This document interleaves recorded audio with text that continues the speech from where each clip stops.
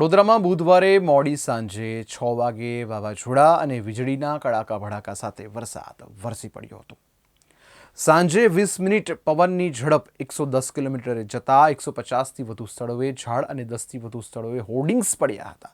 જુબેલીબાગ સહિત 3 સ્થળે વીજ થાંભલા પડ્યા હતા। નાગરવાડામાં વડનું ઝાડ પડતા 2 લોકો એમાં દબાયા હતા। સાંજે 6 થી રાતના 8 સુધીમાં 3 ઇંચ વરસાદ પડતા 4 દરવાજા સહિત 20થી વધુ વિસ્તારમાં પાણી ભરાયા હતા। વરસાદના કારણે અનેક જગ્યાએ ઝાડ પડવાની ઘટના બની હતી। ઐતિહાસિક કોઠી કચેરીની દિવાલ પડી જતા પાર્ક કરેલા 2 વ્હીલર્સ અને કાર દબાઈ હતી।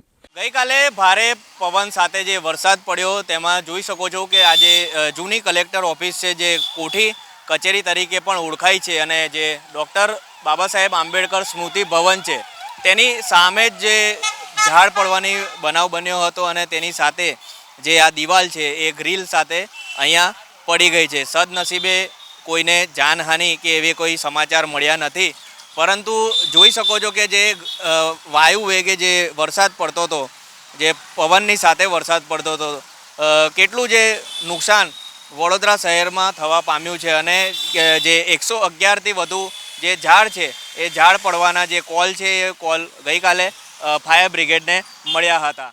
110 કિલોમીટરની ઝડપે પવન ફૂંકાતા 10થી વધુ હોર્ડિંગ્સ ધરાશાયી થયા હતા। સદનસીબે જાનહાનિ ટળી હતી। જોકે કેટલાક રસ્તાઓ પર અવરોધો ઊભા થયા હતા। ફાયર બ્રિગેડે કામગીરી કરી રસ્તા પરથી ખસેડ્યા હતા।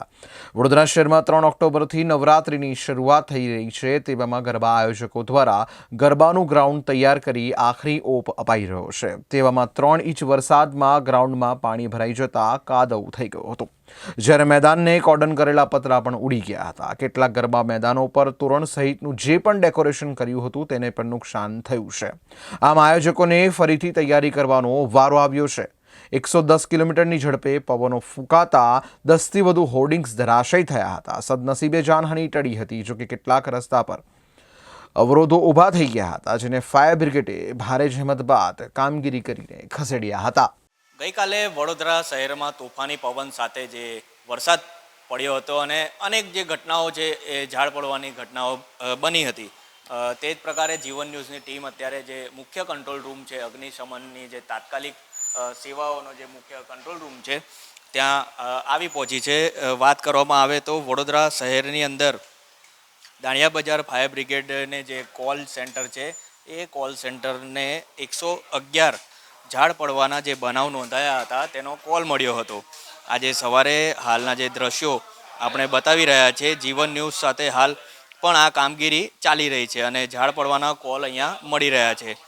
ગઈકાલે પણ 10થી વધુ કર્મચારીઓ કોલ જે એટેન્ડ કરવામાં જોડાયા હતા અને કામગીરી જે તુરંત કરવાના પ્રયત્નો હાથ ધરવામાં આવ્યા હતા। તંત્ર દરેક જે પરિસ્થિતિ છે એને પહોંચી વળવા માટે સજ્જ થઈ છે અને જોઈ શકો છો કે હાલ પણ જે અહીંના ફાયર બ્રિગેડના જે કર્મચારીઓ છે એ કર્મચારીઓ પૂરજોશમાં પોતાની જે કામગીરી છે એ કામગીરી કરી રહ્યા છે। સાથે સાથે જે કોલ મળી રહ્યા છે અને કોલો પણ હજુ પણ અહીંયા મળી રહ્યા છે અને જે નાગરિકો છે નાગરિકો અહીંયા કોલ કરી રહ્યા છે।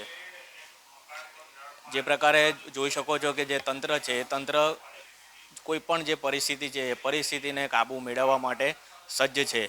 કેમેરામેન જિગ્નેશ સોલંકી સાથે હું નિલેશ વસઈકર, જીવન ન્યૂઝ, વડોદરા।